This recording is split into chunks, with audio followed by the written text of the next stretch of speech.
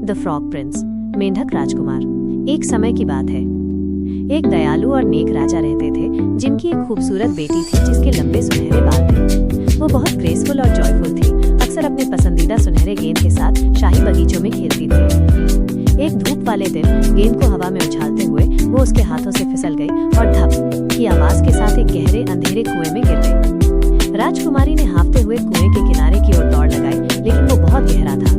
उसकी आंखों में आंसू भर आए और वो रोने लगी। अचानक एक छोटा हरा मेंढक पानी से अपना सिर बाहर निकाला। राजकुमारी, तुम क्यों रो रही हो? मेंढक ने विनम्रता से पूछा। मेरी गेंद खो गई है, उसने सिसकते हुए कहा। वो कुएं में गिर गई। मैं उसे तुम्हारे लिए वापस ला दूंगा, मेंढक ने कहा, अगर तुम मुझसे दोस्ती करने, मेरी प्लेट से खाने और मेरे पास रहने का वादा करो।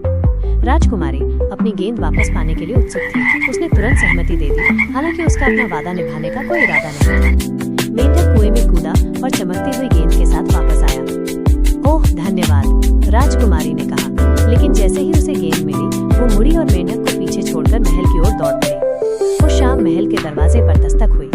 राजकुमारी के आश्चर्य का ठिकाना नहीं था, वो मेंढक था।